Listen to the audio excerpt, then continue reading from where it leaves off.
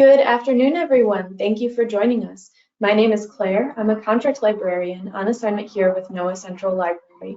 This seminar series is offered through the NOAA Central Library Seminar Program, which provides an educational forum for the presentation of ideas, research updates, and news in support of NOAA's mission. Before we start, I have a few technical tips for attendees. Just so you are aware, you are on mute and you're not able to unmute. However, if you have a question, you can type it into the question panel and we will get those answered during the Q&A session at the end of the presentation. If you're having any audio or visual issues, if you can't hear the speaker or see the slides, please try logging off and logging back on. That will solve most issues in GoToWebinar. As a reminder, this is being recorded. If you would like to revisit this seminar or view previous seminars, you can find them on our YouTube channel. Now I'm going to turn it over to Jessica, who's going to introduce our speakers today. Thank you, Claire. I am so happy to be here. Happy International Women's Day. I'm Jessica Snowden. I'm the Deputy Director for the Global Ocean Monitoring and Observing Program in OAR and a member of the Women of NOAA Employee Resource Group Executive Committee. I'm thrilled to introduce our panel. The discussion is going to follow the 2022 Women's History Month theme, Providing Healing, Promoting Hope, which is both a tribute to the ceaseless work of caregivers and frontline workers during this ongoing pandemic, and also a recognition of the thousands of ways that women of all cultures have provided both healing and hope throughout history. Before I introduce our panelists, I'd like to recognize all the sponsors for this event, in addition to the Women of NOAA Employee Resource Group. They also include NOAA's Seas and Skies chapter of federally employed women, NOAA Central Library, of course, we couldn't do this without you, NOAA's Office of Inclusion and Civil Rights, and NOAA's Line Office's EEO and Diversity Program Directors. Now I'd like to briefly introduce our guests of honor, who will provide some resources for our self-care, their own experiences as women providing healing and hope, and will answer moderated questions from the audience at the end. So today we have with us Lieutenant Commanders Candice Karber and Lieutenant Commander Andrea Battle. Candice has been a social worker for 15 years. She holds a bachelor's and master's degree in social work from Morgan State University and Smith College, respectively. Lieutenant Commander Karber was commissioned as a U.S. Public Health Service officer in 2018. She comes to NOAA Oceanic and Atmospheric Research after 3 years at the Substance Abuse and Mental Health Services Administration. Prior to her commissioning, she was employed as a civilian by the Department of the Navy as a deployed resiliency counselor in Yokosuka, Japan. She also deployed to a wide variety of settings in the U.S. and abroad in support of crisis counseling and other behavioral health needs to uniformed service members and civilians. She proudly served as a soldier in the Army National Guard from 1999 to 2007. Lieutenant Commander Andrea Battle has been a licensed psychologist for 15 years in clinical, policy, grant monitoring, and program management settings, and now joins us from NOAA Fisheries. She most recently served as team lead for the Behavioral and Public Health Branch at the Health Resources and Services Administration.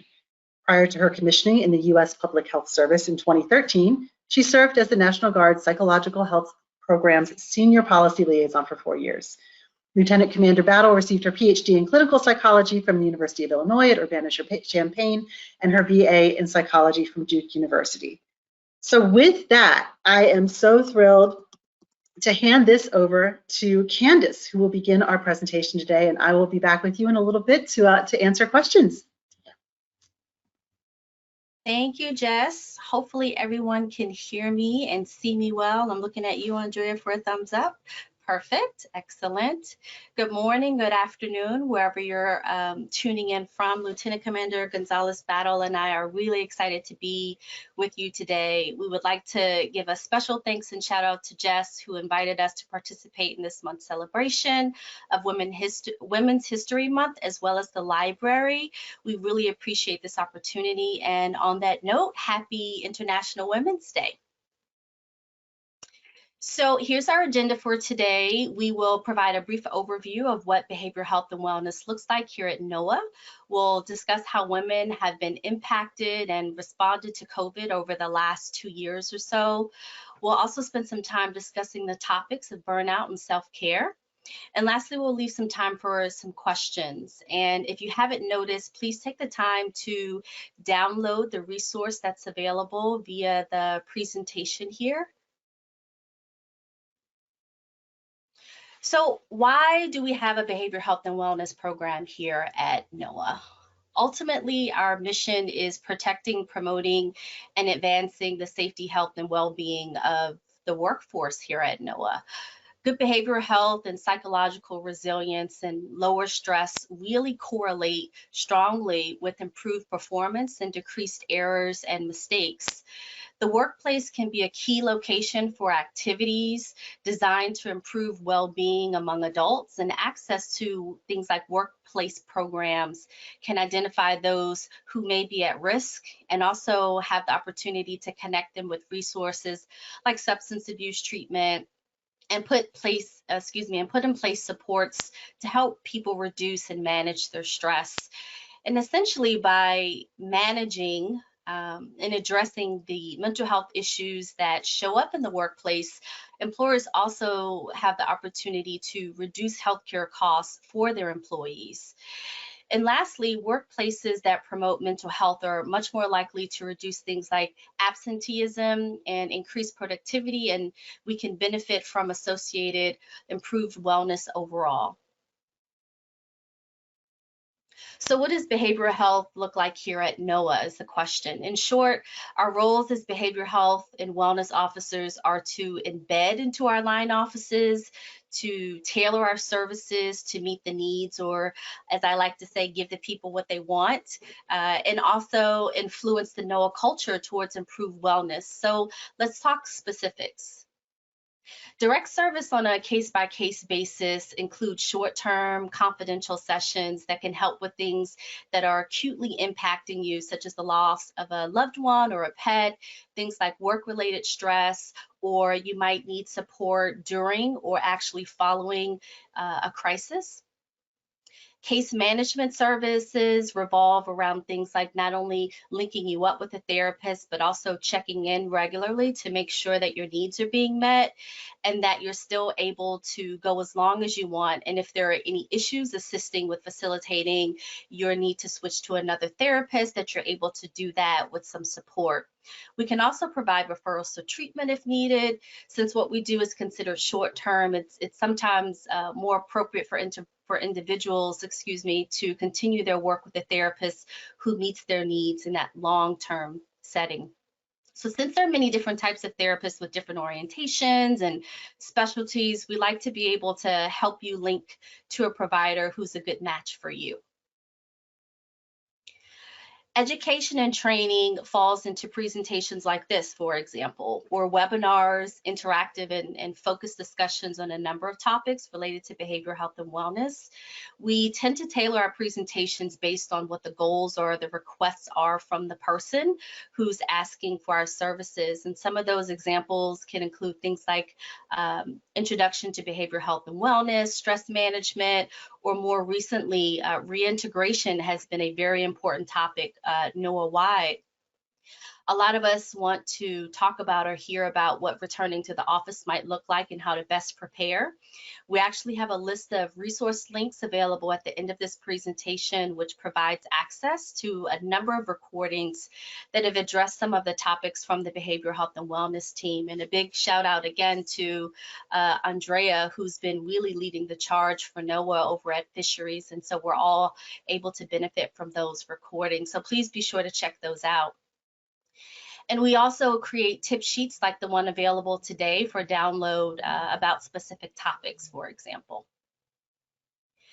Administrative consultation is usually by request, where we provide program consultation on things like policies, for example. Since we are considered subject matter experts on behavioral health related questions, you can connect with us on things that might be important for your line office or for your lab or program staff to consider. And as you can tell from this presentation today, we really do try to collaborate with a number of employee resource groups, such as the Women of NOAA here at NOAA. Regarding programming, we're able to provide wellness programming that speaks specifically to your line or program office. So please reach out to us for more specifics there, but we can assist you with peer support programming or psychological safety programming, which your office or lab may have a specific interest in for their particular population. Regarding advocacy, essentially, since behavioral health and wellness is not a one-size-fit approach, there'll always be a number of ways that we'll be able to provide advocacy or support services, either to you or to someone you know or care about. We're also repositories of information for a number of topics, again, which you can find in this website, but also, within the resource links, but also on our websites, which is will be provided at the end of the slide deck. And then lastly, any suggestions or recommendations are very welcome. The limitation of our services really are based on the needs and requests that we receive from all of you. So the fine tuning that we can do is really based on your feedback. So please feel free to reach out to us.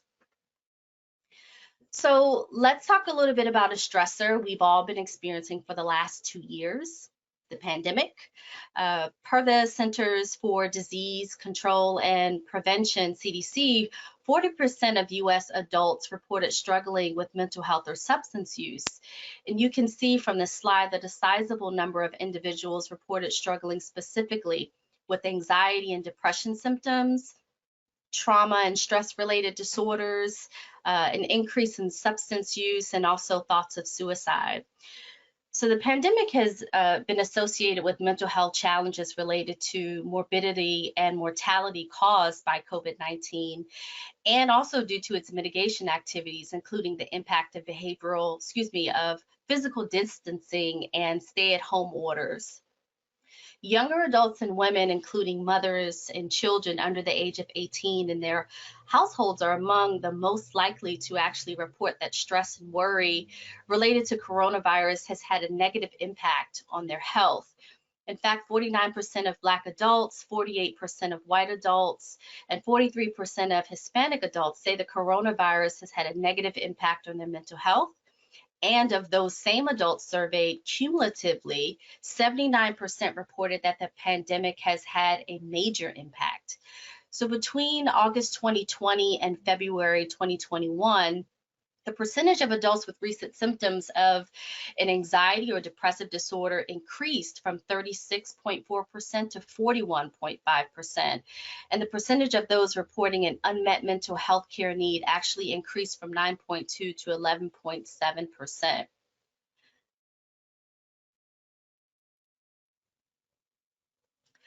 So women have been impacted on every level when it comes to the pandemic. And this slide speaks specifically to women. Across every sphere, from health to economy, security, social protection, the impacts of COVID-19 are exacerbated for women and girls simply by the virtue of their sex or their gender. And in fact, women's jobs are actually 1.8 times more vulnerable to the crisis than men's jobs. And that's because women make up 39% of global employment, but account for 54% of overall job losses. And one of the reasons for this greater effect on women is that the virus is significantly increasing the burden of things like unpaid care, childcare, which is disproportionately carried by women. This, among other factors, means that women's employment is dropping faster than the average, and even accounting for the fact that women and men work in different settings, this still is significantly disproportionate. And at a country level, the data suggests that in the US, women are making up 46% of workers before COVID, and then when you factor in industrial mix effects suggesting that women actually would make up 43% of job losses. However, unemployment data indicate that women make up 54% of the overall job loss to date. Things like school closures have had a substantial effect on working mothers' ability to fulfill obligations. 1 in 10 moms with their children under 18 said that they quit a job due to COVID, and half of this group cited school closures as one of the reasons. And 3 out of 10 working moms said they had to take time off because school or daycare was closed. And in addition to juggling new or increased home responsibilities and work responsibilities, many women have gone without pay due to school closures. About half, 47% of working moms said they took unpaid sick leave because of their child's school or daycare was closed. And this rose to 65% among low-income moms and moms that have 70%, 70% of those who work part-time jobs have felt that impact as well. Family caregiving responsibilities before and after the pandemic have largely fallen upon women, and more than 1 in 10 women actually report that they're caring for a family member who needed special assistance actually prior to the pandemic, and over 1 in 10 women report that they have new caregiver responsibilities as a result of the pandemic. Over half of those moms with school-aged children said that stress and worry of the pandemic has affected their mental health, with 1 in 5 characterizing the impact as major. However, only 16% of moms have actually sought mental health care. So given that the mental health effects are likely to persist for a long time, access to mental health care is going to be an important issue to continue to pay attention to, particularly for moms. According to the CARES Act data from 2021, more than a quarter of women reported increased stress, anxiety, and other mental health struggles, and not only has the labor increased for women on the front line, but domestic violence and violence against women has also increased since quarantine. Things like shelters and hotlines and other resources have seen a dramatic increase in reporting since the start of COVID-19. And because of that violence and stress, women throughout the pandemic have experienced post-traumatic distress, anxiety, and depression have been much more prevalent in women across the nation. Now, according to additional research, the COVID-19 fatality rate for men has actually been twice than that for women. However, the pandemic has impacted women's mental health more than men. So because women represent the majority of health workforce professions, for example, like nurses, they've been at a greater risk for things like COVID-19 and the emotional toll that comes along with that. So the effects of quarantine alone have caused many to feel isolated, lost, and scared. This isn't a new phenomenon to discuss, but to add insult to injury, should I say, women are more a susceptible population for increased mental health issues when you throw all of those impacts or those effects on women. So I'll share just a bit more data, and then I'll pass the presentation over to my colleague Andrea. Since 2007, the American Psychological Association, APA, has commissioned an annual nationwide survey as a part of its Mind and Body Health campaign to discuss stress across the country and understand its impact. And this infographic from APA, it shows that 75% of parents say they could have used more emotional support than they received, and 32% received treatment from a mental health professional, and 24% were actually diagnosed with a mental health disorder since the pandemic started. You'll also see that moms are more likely than fathers to say that their mental health has worsened compared with before the pandemic, and fathers are more likely to report behavioral and physical changes. So for those who are interested in reading more about the data provided from today's presentation, we do have a reference at the end of the slide. Thanks, Candice. So let's take a moment now to talk about something that many of us have been grappling with over the past couple of years besides the pandemic. So although we've been more isolated than we typically have been before, there's one thing that we're definitely not alone in experiencing, and that is burnout. Burnout is a syndrome that results from chronic workplace stress that has not been successfully managed. It's characterized by 3 dimensions, and those are feeling depleted or exhausted, feeling negative or cynical about one's job or distant from your job, and experiencing decreased performance or reduced professional efficacy. So when you take into account all the stresses we just heard about in Candice's slides, both ongoing and short-term stresses we've been under, it makes sense that many of us are experiencing burnout. In fact, there's evidence that burnout and feelings of stress have increased tremendously over the last few years. So what can we do about this? How do we help ourselves and help each other? Well, sometimes understanding what causes something can help us figure out what we can do to solve it, what steps we can take to make it better.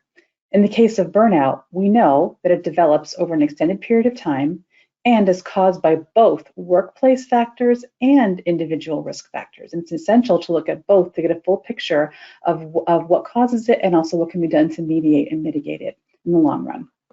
So, what are the primary risk factors for developing burnout? The most common workplace factors are seen here on this slide, and those include a feeling of lack of equity or inclusion. When employees strongly feel that they are not being treated fairly or equitably at work, they are much more likely to experience a high level of burnout. Workload plays a large role in being a risk factor for burnout. Employees who strongly feel that they always have too much to do are much more likely to say they experience burnout often or always at work. And this is true even for high-performing employees.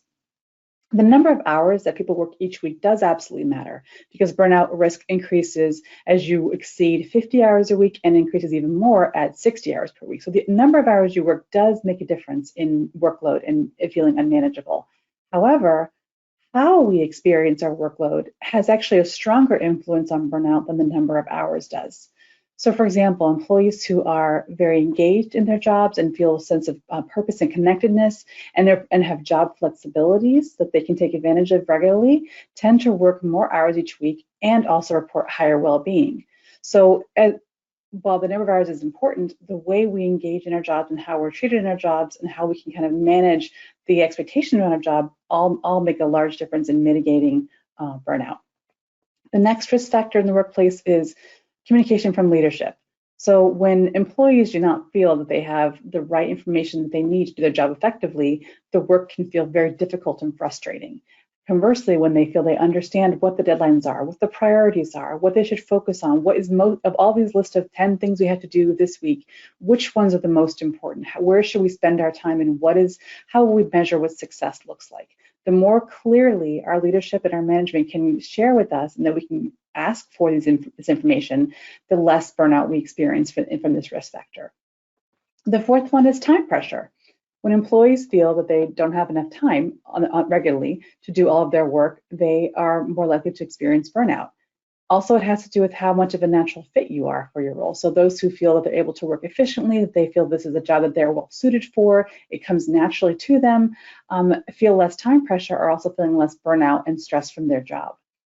In contrast, those who feel that their work is very challenging or maybe not a good fit for their skills and it takes them longer to do every component of that work have a higher risk of burnout.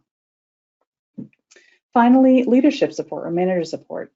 This is really central to preventing burnout. Manager support really provides a psychological buffer for employees so that they know their manager has their back even when things are very challenging. There are lots of deadlines, things can go wrong. If employees believe that their managers are supportive of them as professionals and as people, their feelings of burnout are less, even when the workload is high and what they have to do can be tremendous. Having the support makes a big difference in buffering the feelings of burnout.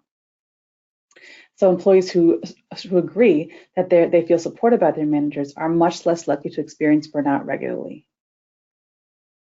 Okay. So let's talk about some individual factors of burnout too. As I mentioned, there's really two major areas that we can look at that help us predict the development and the increasing of feelings of burnout. Individual factors include some of the following here. So having or perceiving a lack of social support. So if experiencing a sense of isolation at work and in your personal life can be predictive of developing burnout. Work-life imbalance, and this kind of refers in this case to being someone who identifies so strongly with your work that it takes up most of your time and effort. And if you think about well-being and wellness, we typically talk about that as really kind of more of a multidimensional concept. So our professional well-being for many of us here at NOAA is very important, and we do spend a lot of time and energy maintaining that and nourishing that part of our wellness, and that in itself is a good thing. However, when that is the one area that you're spending most of or all of your energy on, that can put you at risk for burnout if you're not also nourishing the other areas of wellness that cumulatively all add up to your feelings of well-being. A lack of self-care is also a predictor of burnout, and this refers to not only engaging in activities or behaviors that nourish your body, mind, and spirit, but also kind of disengaging from ones that do not do so. Next is lack of stress management techniques. So when we all inevitably experience some levels of stress, how we cope with that stress plays a huge role in how we experience it and how much it affects us. and the ways that it affects us. Those who are not equipped with effective stress management techniques may likely experience burnout more often than those who have these techniques and who utilize these tools on a regular basis. So we have a better picture of what kinds of experiences might heighten our risk of being burnt out, but how would you know if you're experiencing burnout? You may currently be experiencing burnout and not even know it. It might be easy to recognize it in someone else, say in your colleague, for example, but would you be able to recognize it in yourself? So I invite you to take a few minutes to kind of maybe listen or jot down some ideas you have as you go through the next couple of slides about what burnout looks like in different areas. So burnout is a gradual process, right? So it occurs over long periods of time. It can feel like it creeps up on you if you're not aware of the signs, which may seem subtle at first, but worsen over time. The signs and symptoms of burnout can be physical, emotional, and behavioral. So let's start with physical and look at what some of those might look like.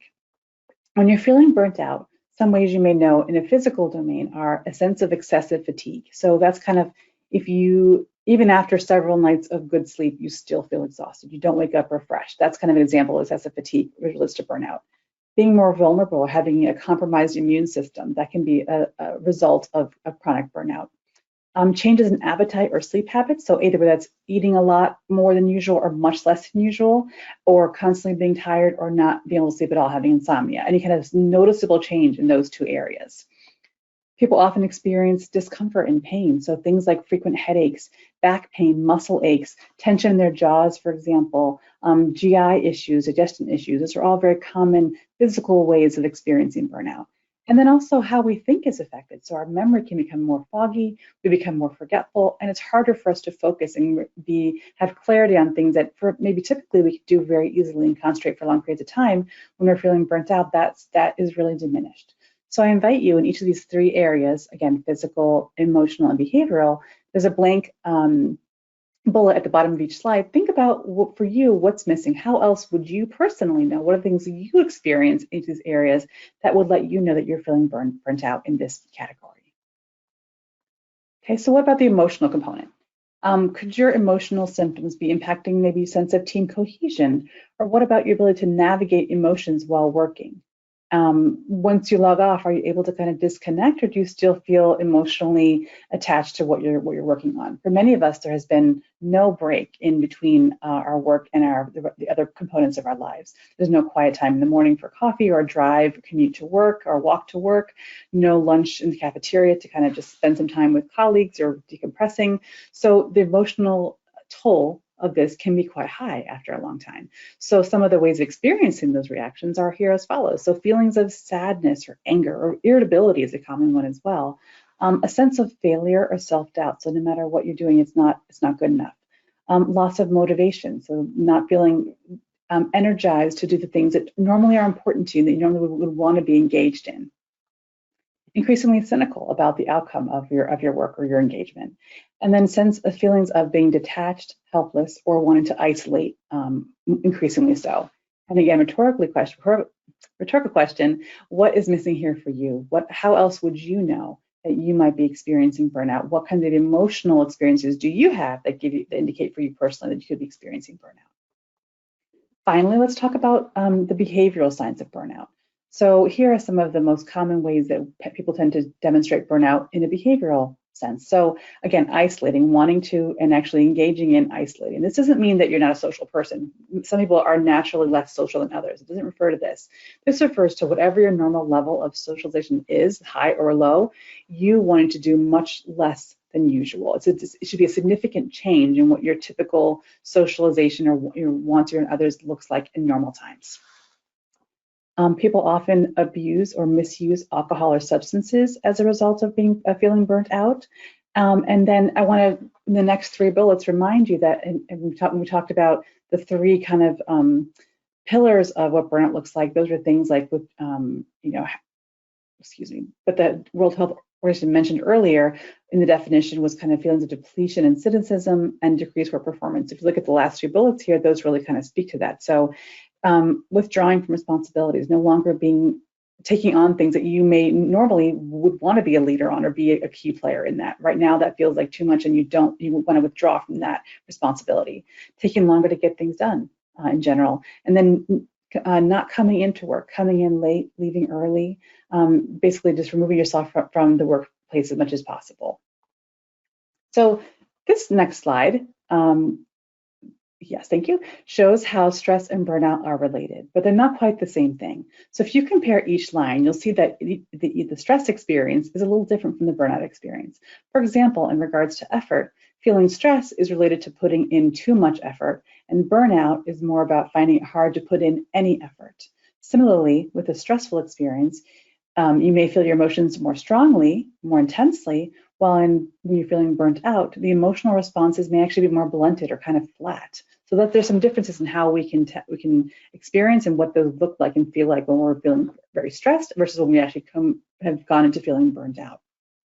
And we can expect that managing and reducing burnout is something that we will need to work on over a long period of time, just as it took a long time for it to develop. We can work with our managers to address the primary workplace risk factors, such as maybe discussing how to make our workloads more manageable, to clarify what's expected for major deliverables or major projects, and address issues that can increase our sense of fairness in our work. We can begin to address individual risk factors on our own within our support systems or with a coach or therapist if that could be helpful as well. This could include working on strengthening our social support networks, spending time caring for ourselves in meaningful ways, and implementing regular stress management exercises and habits. So now I want to spend a little time exploring how we can address these individual factors through self-care. Thanks, Andrea. So when we think about self-care, it's really about creating an environment that prioritizes our needs, which absolutely can be challenging, and yet it really is an essential step towards taking care of your mental, spiritual, and overall well-being. So keep in mind that self-care is not synonymous with things like self-indulgence or selfishness. You know, self-care really does mean taking care of yourself so that you can be healthy, you can be well, you can do your job.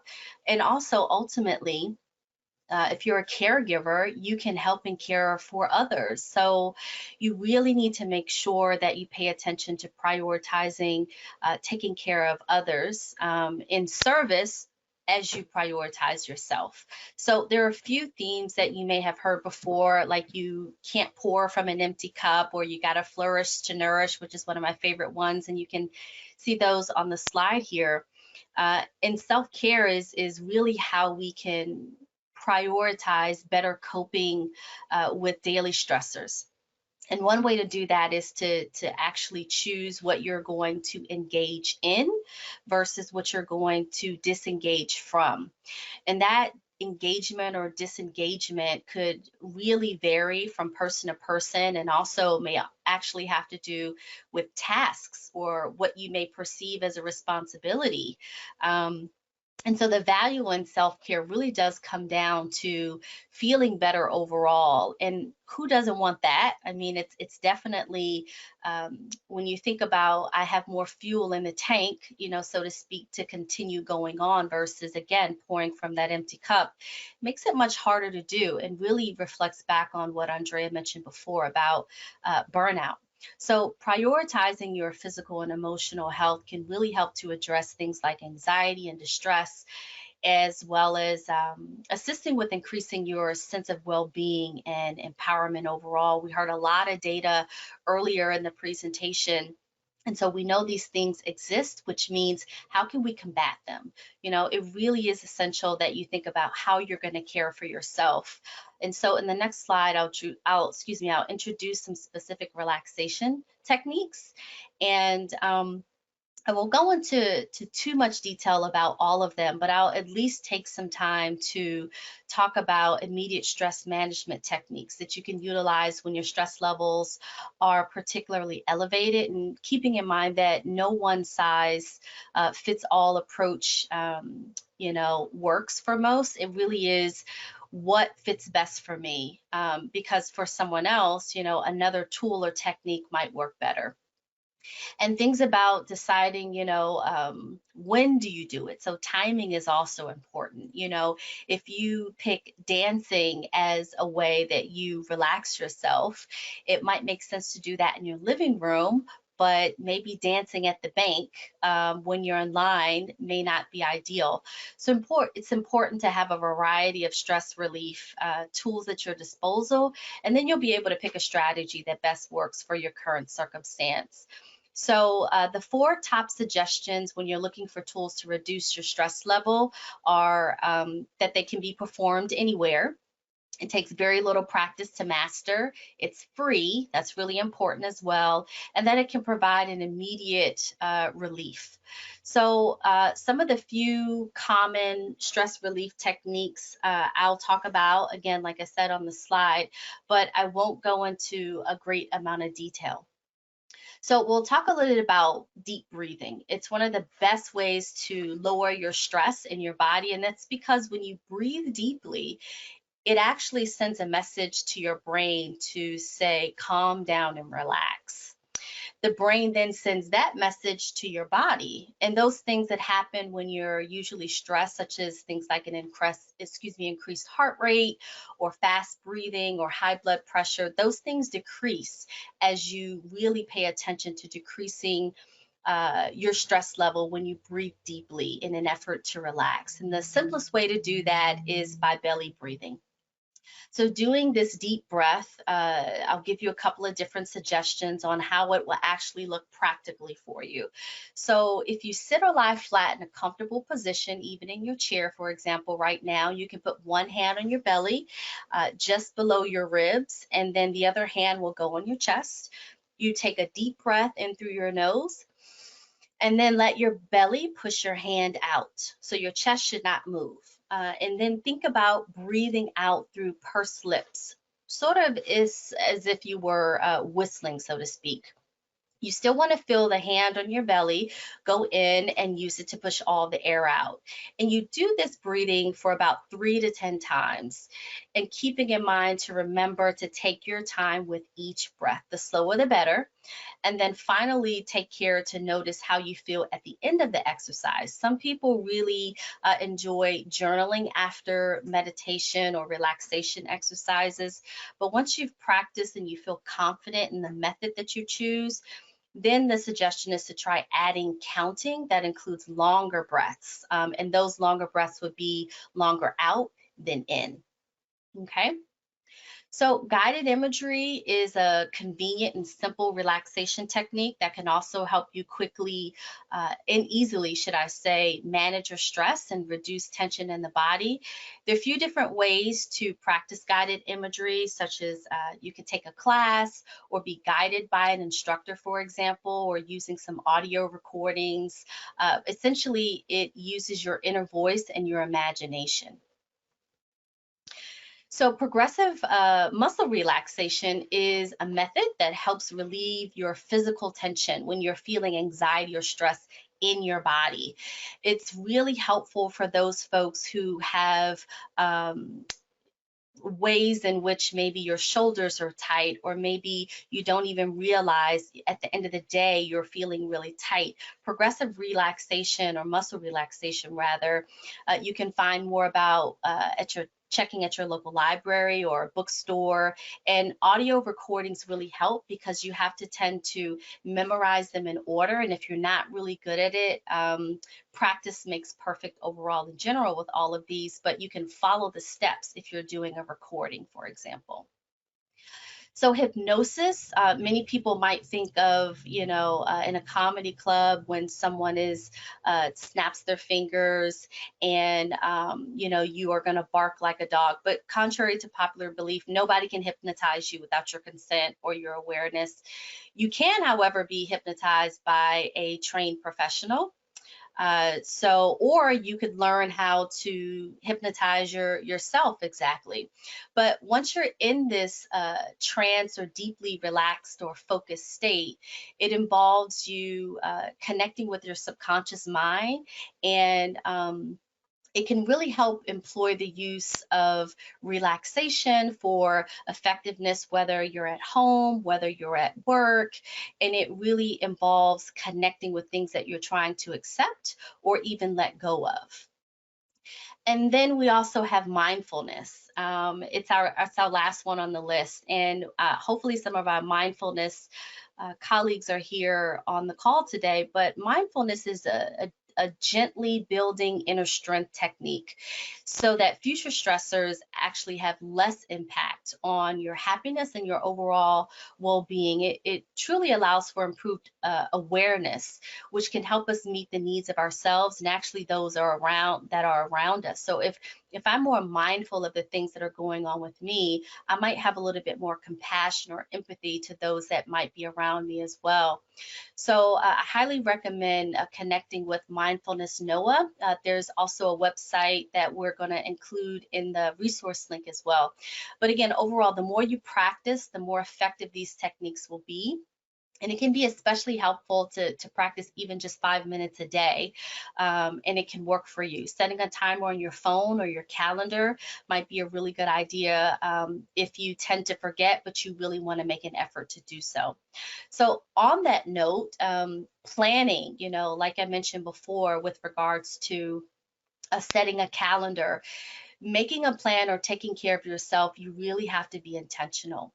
So now that you know a little bit more about some of those relaxation techniques, whether you connect with a behavioral health clinician or you go to YouTube or Google, or like I said, to your local library to get some audio versions of progressive muscle relaxation techniques, it's important to know why this is worth the plan, should I say. When attempting to make a behavioral change, such as implementing self-care techniques like mindfulness, having that plan is an essential element for success. We can tend to get wrapped up into work, we can tend to get wrapped up in family and responsibilities. And so having that plan, like you would anything else in your day, is really going to make you be intentional. And when you identify sustainable practices that are genuine and actually speak to your individual layered self, and yes, you are multi-dimensional, despite how others might see you. And I say that, for example, our kiddos may forget, or maybe they just don't understand that concept that mom is more than just mom. So making sure that you remember that is also important. Do you know how and what it takes to nourish all the parts of yourself? And also, does meeting your physical needs differ from, let's say, your spirituality or your connection to others? Taking the time and being intentional to plan for what your stress looks like, such as tight shoulders or poor sleep, or things like hypersensitivity or negative thinking, taking that time to do a self-inventory of what stress looks like can really help with planning purposes.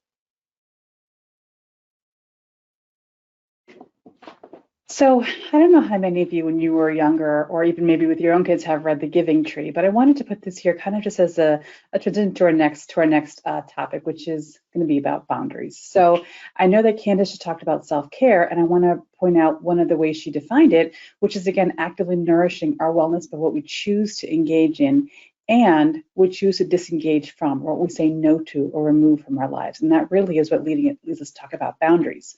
So in The Giving Tree, if you haven't read it, the story, basically the background quickly, is that there was a little tree who loved a little boy, and he kept asking her for more and more of herself, and she kept saying yes and yes over and over again without boundaries, until she eventually was just left with herself as just being a stump with nothing else to give and nothing else to even be.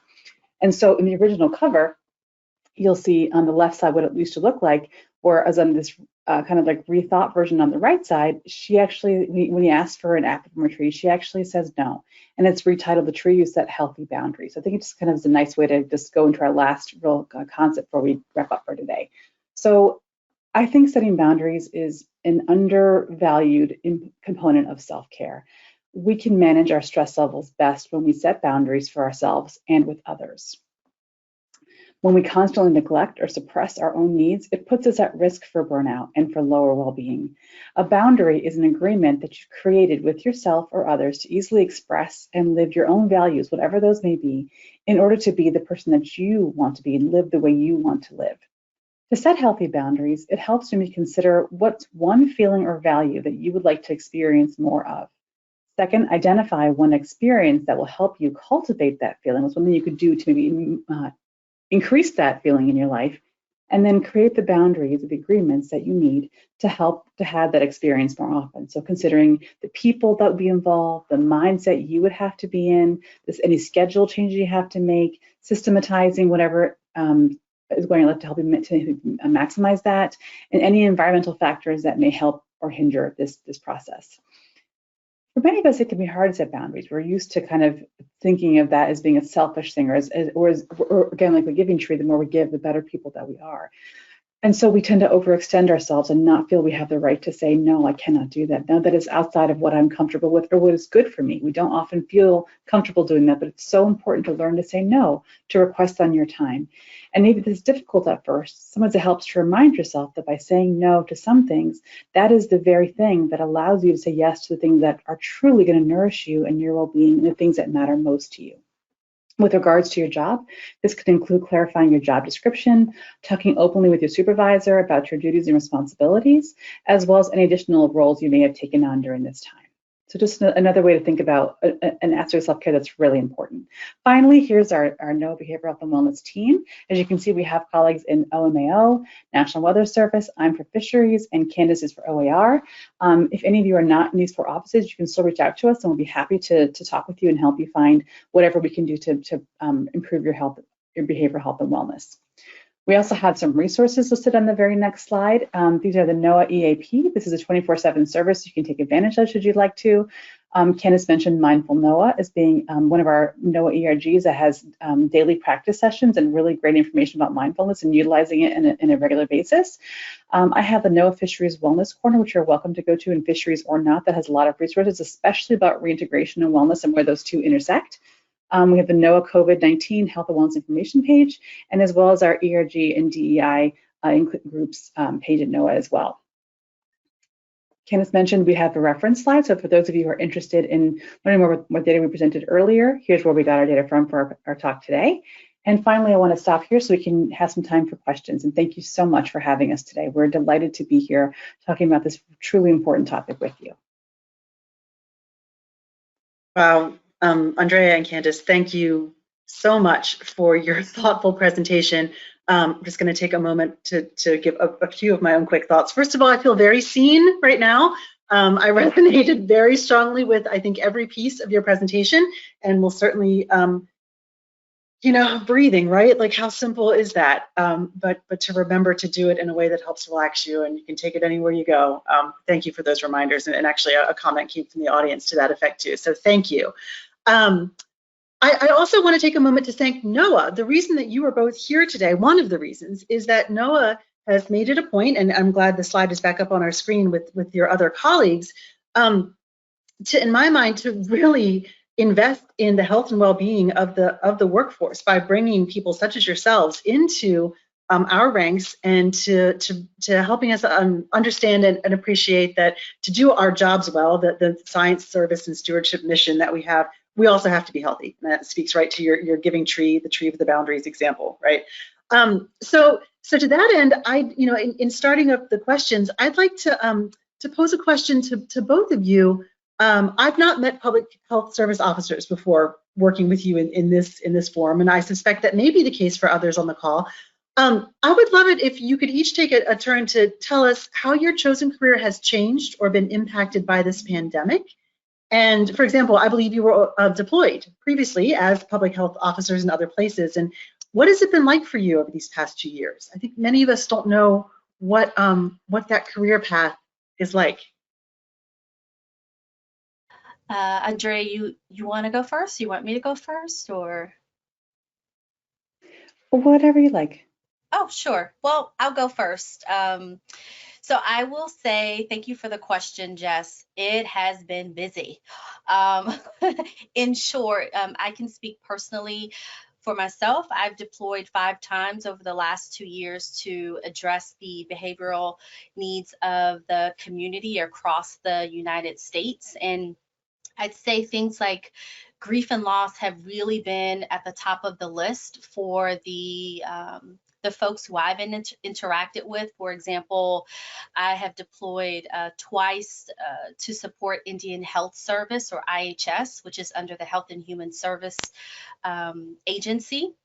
And most of the time it was related to COVID-19 and things like the loss of a significant amount of coworkers and family members over time actually prompted those in the Indian Health Service to reach out to the United States Public Health Service Commission Corps. And so behavioral health clinicians like myself and Andrea meet the need when we're called. And so, you know, going out to talk to family members who have lost, 5, 10 members, and this isn't an exaggeration, back to back, and discussing things of not only present loss, but things like intergenerational trauma and what that has looked like on the economically, socially, spiritually, for example. And so, that has definitely been one of the major differences, I'd say, in the last 2 years for me. It's not that I have ever stopped being a behavioral health clinician, but the way in which, the urgency, the sense of urgency, and many folks having some of those same grief and loss reactions has definitely been a challenge. Well, I'll kind of add on to what Candice said or share my experiences of that. I deployed less often than Candice, and so I deployed twice during the last couple of years, and I was primarily providing behavioral support to the first line medical responders for the pandemic, so mostly to doctors and nurses, primarily nurses, during the last couple of years. And so you can imagine, due to the stressful nature of their work, the intensity of the grief they experience, the overwhelming feelings they have when those they're caring for are dying in great numbers, being separated from their families for 30 days, 45 days, 60 days or longer. And then, as Candice mentioned too earlier in our talk today, since many of us in the healthcare field are women, many of us are also parents or caring for our family members or our elder members, and all the things that we shoulder while we're also providing frontline care for those who need it desperately in a time of sickness. So a lot of the work that I did with the responders that I was responsible for providing care to was about how they handled their grief, how they handled the stress of being apart from their kids, how they handled, what would happen to their family if they got sick, all those kinds of worries and fears they had were a lot of what we focused on in our work together during this time. So it's a lot of, for me, I would say a lot of it was very challenging because although I was physically safe, thankfully, myself, you're kind of absorbing all of the fears and worries that are so universal for women, I think, in the last couple of years. So there's a lot of, I think, there's always empathy in our field, but that's what it's based on, right? Of course, we have to have empathy. That's the foundation of our job. But I think the challenges are so universal now that it's hard to hear someone's story and not feel very, very closely tied to it. I think in these last couple of years, that's been different than before for me. Thank you for both of those sets of remarks, and it's really striking to me to hear your, just even briefly, your firsthand experiences, and then put into context the presentation you just gave, and who better to speak to these things than such people who have gone through some of the experiences which you have. I'd like to ask another question to both of you, and I'll give you a chance to, I don't know, mentally flip a coin and see who goes first, or I could call on someone. I'm wondering, I get a lot of questions from people about mentorship. Who have I had as a mentor? How do you find a mentor? Did you have a female mentor or role model that inspired you to go into this field of work? So I can go first this time, Candice, if you want me to. Okay, sure. Okay. Yes, the answer is absolutely yes. And I think that I personally believe that women get where they are because of the women that bring them up along the way and what we learn from them that really impacted us most. I have had myself 2 female mentors that have been instrumental in my life, and not just my profession, but like in how I choose to live my life and what matters to me and how I think about my role. The first was my dissertation advisor in graduate school. She's to this day in her 80s, but still a prominent expert in the field of sexual harassment and women's recovery from assault and harassment. And she was obviously instrumental in my research at the time, but also in just how she lived her life and the unapologetic way that she took up space, that she didn't have to. When she said no, she didn't provide excuses as to why she couldn't do it. She kind of was like, she taught me that you don't have to apologize for what you cannot do. And that, I think, is a rare lesson, especially when I was coming up. I never got that lesson before that. So that was a huge thing to be like, you can be respected and be an expert and be fantastic in your work. And also you can say what is enough for you and what is not. And that's okay. And no need to make excuses for that. And the other one I had was an admiral in public health service that inspired me to become an officer in the first place. And I worked for her as a civilian originally. And she, in my role with her, she kind of just gave me larger and larger opportunities. And as I was able to meet each of those opportunities, I feel like she saw the spark and the ambition and the excitement that I have for the work, and encourage me by letting me take leads on larger projects, having more visibility across the National Guard Bureau, like really giving me a chance to shine and lead us in areas where I knew the content really well, but also as I learned the culture and I felt more confident in myself as a professional, not just a recent graduate, more like now I'm coming to a different level of professional identity. I think she saw that and nurtured that, and it really changed the way that I saw myself and what I was capable of doing, the kind of job that I could have. And maybe want to become an officer and provide service myself in a different way.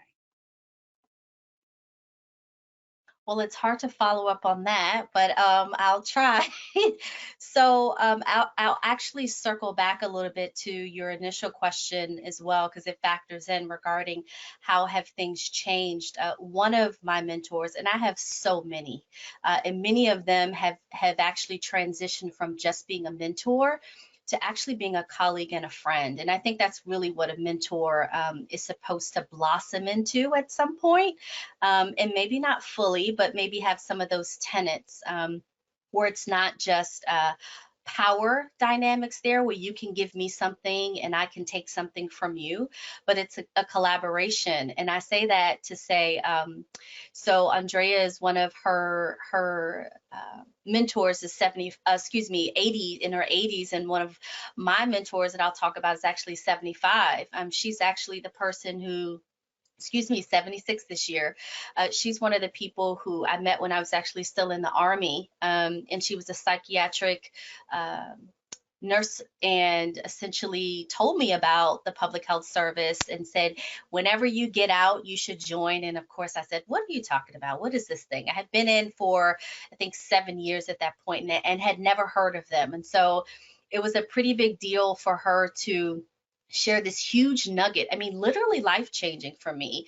And so as the tables have reversed in terms of, she has since retired after 40 years of federal service as a United States nurse officer and a federal employee. And, as she's gotten older, particularly during the pandemic, she's needed my support more than ever. So things like me being the caregiver, ordering medication, picking, making sure she has groceries. So my level of caregiverness definitely has shifted because of the COVID pandemic, but there's never been a time where I don't get something and receive, and she doesn't receive something from me. So for me, it's also about how long or what the depth of that relationship is like. And although she may not have been a public health service officer, she made sure to impart things such as, make sure you're focusing on short and your long-term goals. What is it? How do you want to give back? And what does this say about you? And how does that reflect on how you want to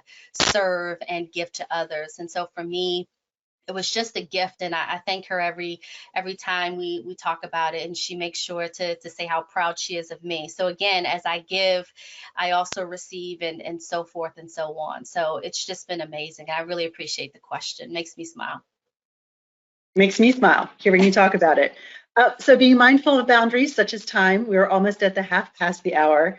I want to, before I hand this back over to Claire, I want to thank you both again so much for your time, your attention to women providing healing, promoting hope. You two both are definitely exemplars of that and have shared that with us today. And I hope that people who've been able to join and listen will follow up as needed and think about this message in their own lives and how they can be healthier. Two questions that came in that are the same. How might people on here find these resources that are in the slides? And I'm not sure actually, Candice and Andrea, if you know that, or leave that to Claire in her wrap up so people are able to access all of this excellent information going forward. Again, thank you so much. And with that, Claire, back over to you, hopefully to help me with that last question. Sure, thanks. I can send the slides to everyone after the presentation. I can send those to all the attendees in an email, so that will take care of that. Thank you, all of our speakers, for joining us today. Thank you to Women of NOAA, and thank you to all of our attendees for joining us. You will be able to find this presentation on YouTube later this afternoon. When the presentation ends, you will see a survey. You could take the time to fill out that survey. We do use those to improve marketing our library seminar service and to inform future seminar topics. Thank you all again for joining us, and have a great rest of your day.